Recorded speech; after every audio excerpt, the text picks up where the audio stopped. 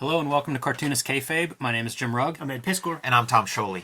We're going to look at a very odd couple of comic books here today. Savage Dragon 63 and Graphic Fantasy 1, the first published appearance of Savage Dragon by Erik Larsen, and then a remake of that comic.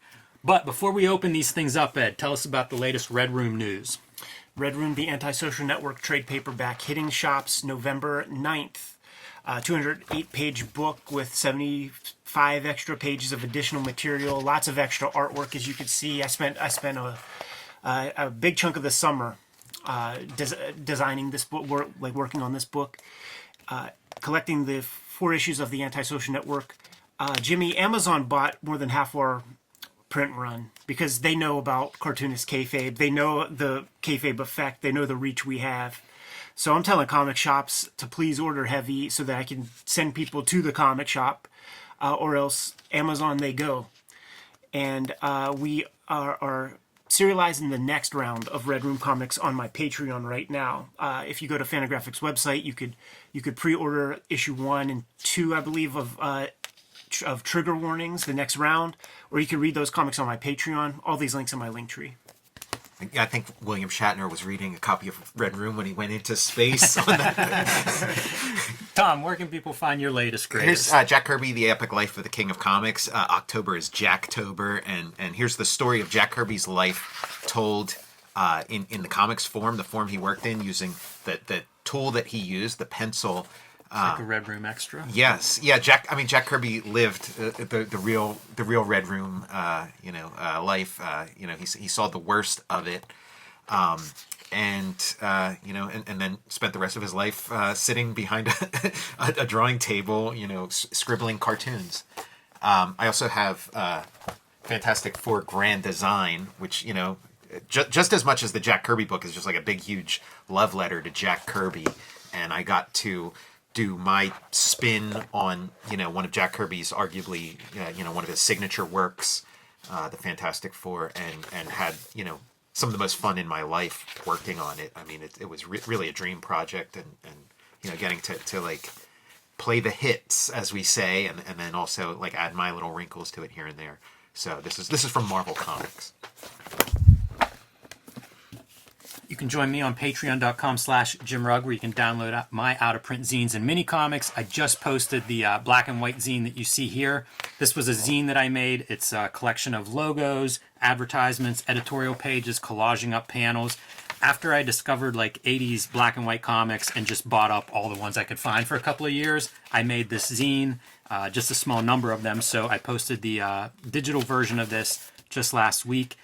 There are about a dozen of zines that you can download there right now. You can also see my original art, scripts, layouts. You can see how I make the comics I make, like Street Angel, Octobriana, Plain Janes, and more. That's on patreon.com/JimRugg. I think we passed up a great Lorenzo Lozana black bow piece, if I'm not mistaken. You are not mistaken, Ed. That's a good eye. But, speaking of black and white explosion books, Graphic Fantasy. This is Erik Larsen's self-published beginning, first thing that he did as a comic book artist besides childhood comics.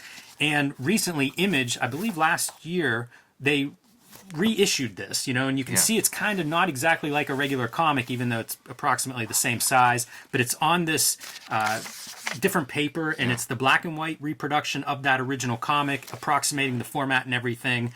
You can see a much cruder style of Erik Larsen art here. Prism and Ironhawk were his 2 collaborators, so the book is essentially 3 chapters, self-contained, and it's almost like 3 comics in one, and you can see it's a little bit thicker than your average comic. Savage Dragon gets the very first installment, and rightfully so. I believe the originals were printed on Erik Larsen's dad's printer, according to our interview with him. So, I've been mythologizing this comic my entire life.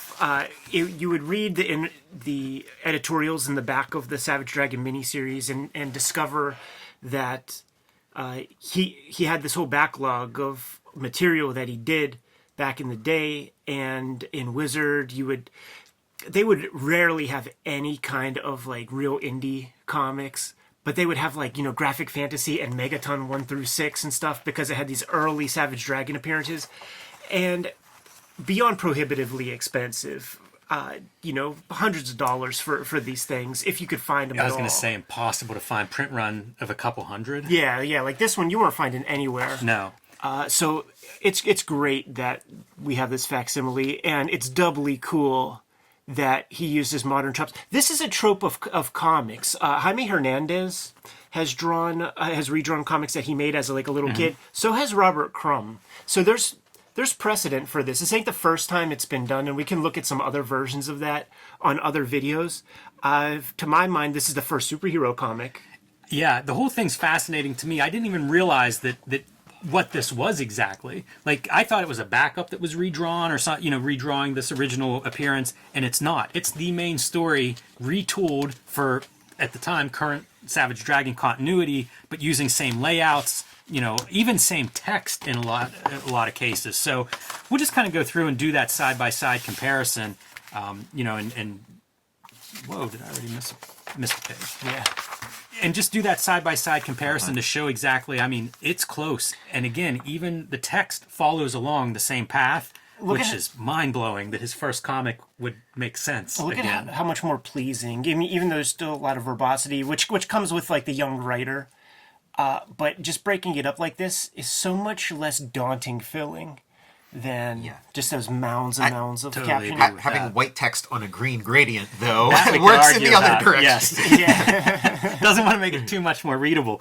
But exact layouts, for the most part, probably 90% of this book is going to be exactly copying these layouts. Yeah, it's real funny too, because this is a young person who saw some Neil Adams comics and is thinking he's smart by doing this right here. But you don't want to bleed into this panel and ignore this panel. This is a wiser cartoonist. He knows that. So he's not going to put this overlapping foot over top of this guy. It's still not a great idea to have this shit go in. I only just now realized, this foot doesn't belong to this figure. Right.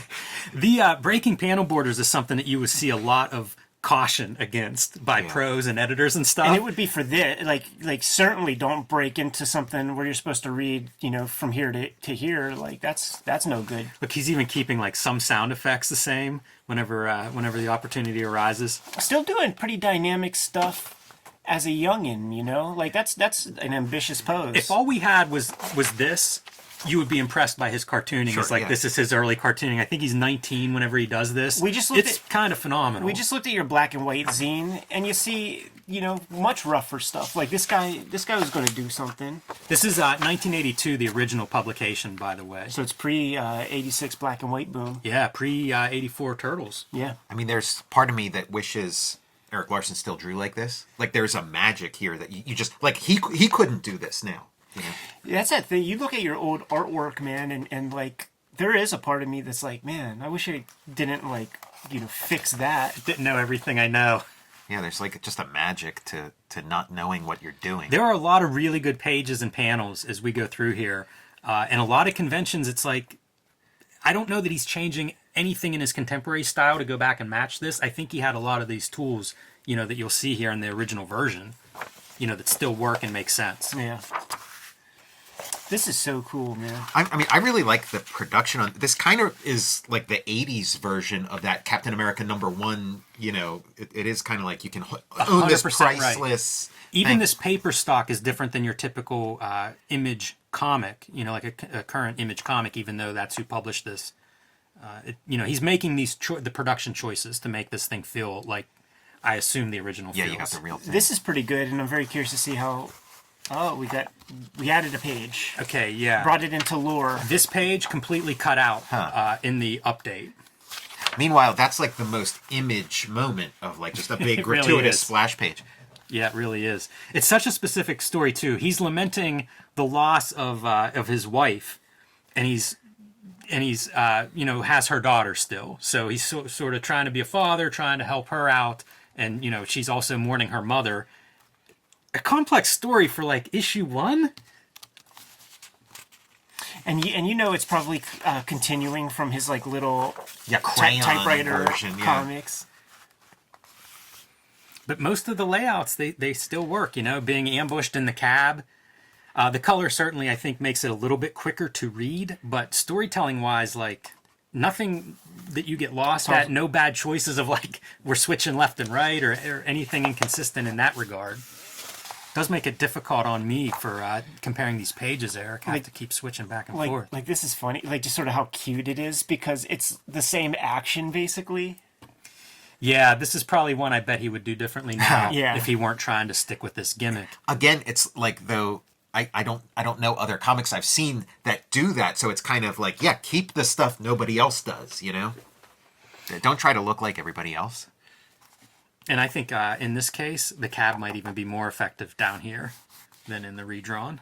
He'll be so mad to hear that. Well, this is this because like all this stuff that you as an artist, the problems you have with your own work is very different than how other people see it. It's really wild though. Like his storytelling instincts are so strong. Yeah. The piece that we should say, Ed, you mentioned the editorial pages in the back of Savage Dragon, and they would talk about all those childhood comics. Even though this is like the first published, printed, offset printed or whatever comic, not the first comic. Right, Had yeah. a box of these childhood comics. And you see like his storytelling chops way stronger here, man. So he's letting you know the location. Like this looks like it could be a pawn shop or something. There's no evidence of that being a hospital. Yes.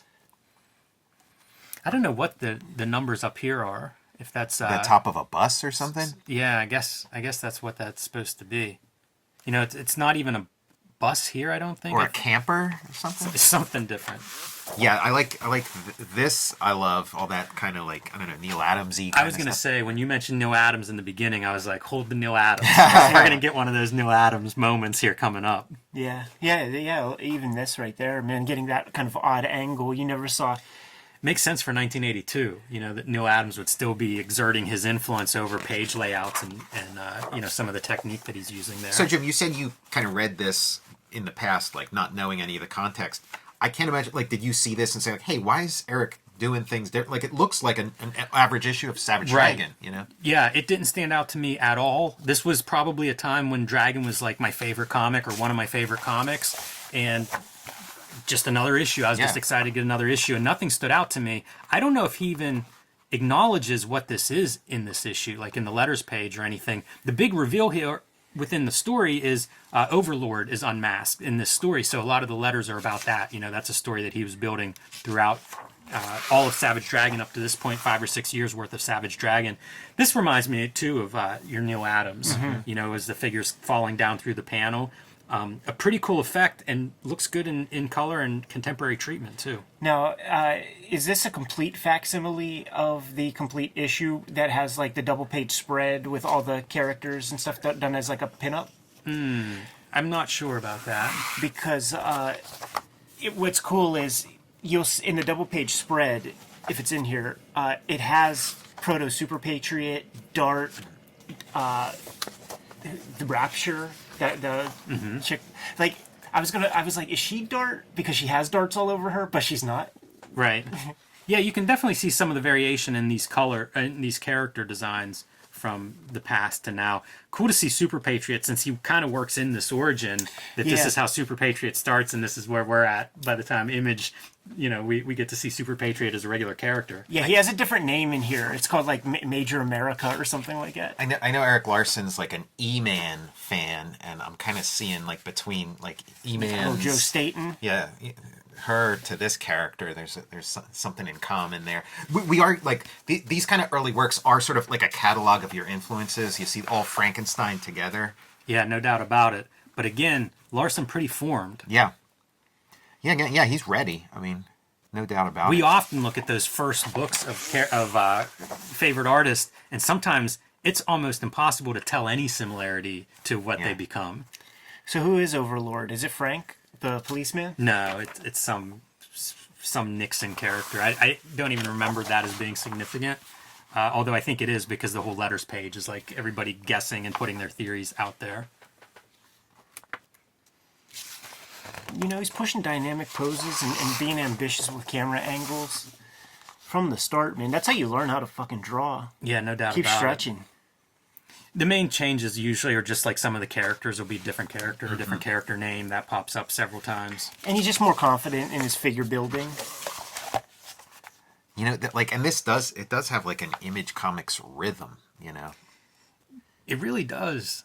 Again, like I keep saying it, but it's like this is Larsen. Like Yeah. he showed up as Larsen. Yeah. And he's still doing it. Like out of all those guys, he's the one in the trenches still. Yeah, I mean, this is proof that like this guy wanted to make comics. Yeah. Like he's not in the money making business. Like he wanted to get into the game to make comics, and here we are. I would say that probably the oddest part of the whole thing is he's trying to stick to the text as much as he can, and some of the phrasing and stuff is weird. Like "try to run, old man," "try to hide." That's pretty out of place, I think, from what you were getting in, like, say, 61 and 63. Yeah. That part's what stands out to me as being a little bit different or odd. Yeah, but this is just like, this ain't about the series. This is an art object or something. Like this is beyond. It's a wild experiment. Like, surprising he wouldn't highlight in this issue some of what's going on. It's almost like he did this for himself. This is 20 years ago that he made this issue. It seems like his pattern, because it is kind of like he is at a point where he's purely doing this for his own purposes, and he'll change things up and give himself little challenges. And yeah, it's kind of got nothing to do with us, or the readership or whoever.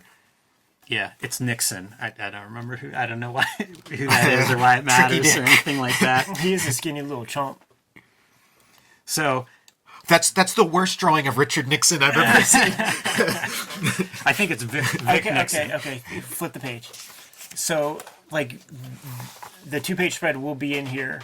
So keep this ready to go, and then we'll see, see this guy. See, that's Dart. Dart, yeah. And then Star. Mm-hmm. Yeah. Star looks pretty consistent. And then early Super Patriot, but let's see what his name is there, because I don't think it's Super Patriot. It's like number 12. American Hero. Probably. Eric, what is that name? It probably got a cease and desist from G.I. Joe. It's funny too. Like Kevin Keyes has like 4 characters. Larsen's from 9 to 24. All Erik Larsen's characters. I'm trying to see if we see any others that we recognize. Look at this, man. 2 Batman. I think this is probably Mako. Oh yeah, totally. Look at this. 2 Batman and a Spider-Woman. He was still called Mako back then. Nice. This to me looks like a Teenage Mutant Ninja Turtle, like a robot or a Mecha Turtle. That looks like a fucking Kaneki-man. So. Another Batman. 3 Batman. Yeah. Oh, man. And here's Daredevil. Oh, and that one's a character. Yeah, I forget his name, yeah. Powerhouse. It's still Powerhouse. Not the best name. No, he should be called like Chicken Head Man. Yeah. Kind of chicken. Or like hay beak. That was like a haystack with a beak. These are those like Roy Thomas, Todd McFarlane characters. And then you start getting into like Metal Men. That's the fun shit. When I love it. When you look at this. And then I co-sign any bullet-headed superhero or villain. I love it's a dragon wearing Batman's utility belt. What a shame that didn't make its way into the Image series. Hey man, it's still going. It's great too, like with the little D. Yeah, it's the custom. It's the like the symbol, the dragon symbol. When you take all that stuff out of superheroes, which a lot of people have done or try to do, like I'm out, I'm done. When you've eliminated every ounce of that kind of stuff. Dragon does have the turtle toes. He invented it from the get-go. So, super cool object. Image actually printed both issue 1 and 2, and issue 65 of Savage Dragon is issue 2 redraw. Oh, that's it. Or recreation. But what a wild experiment! And once again, like totally for Larsen's amusement, I think. Issue 63, maybe something he needed to pick me up. Thought he'd challenge himself with this. Hey man, when you own the keys to the kingdom, you can do what the fuck you want. Very cool. Kayfabers, like, follow, subscribe to the YouTube channel, hit the bell, we'll notify you when new vids are available. What's out there, Jimmy? You can join me on patreon.com/JimRugg, where you can download out-of-print zines and mini comics. Got about a dozen of them there, and just posted the BW zine. You can also see original art, scripts, layouts, the process that I make comics like Street Angel, Plain Janes, Octobriana, and more. All of that at patreon.com/JimRugg. Check out Jack Kirby, The Epic Life of the King of Comics. Fantastic 4 grand design. See what I'm up to on my Patreon. Go to patreon.com, search Tom Scholey, and my YouTube channel, Total Recall Show. Red Room Comics in the Wild, the Antisocial Network trade paperback hitting stores November 9th. Go to your comic shop immediately. and reserve your copy because they are going fast now that Amazon bought half that print run. You can read ahead to the next round of Red Room Comics at my Patreon, patreon.com/edpiskor, $3 for the archive there. And go to the Fantagraphics site. You could pre-order issue 1 of the next round. All those links in my link tree in the description below. Subscribe to the Cartoonist Kayfabe e-newsletter at the links below this video. You can also find Cartoonist Kayfabe t-shirts and merchandise like this Outlaw Comics t-shirt at the links below this video. It's a hot shirt, man. Give them those marching orders. We're going to be on our way, Jimmy. Read more comics.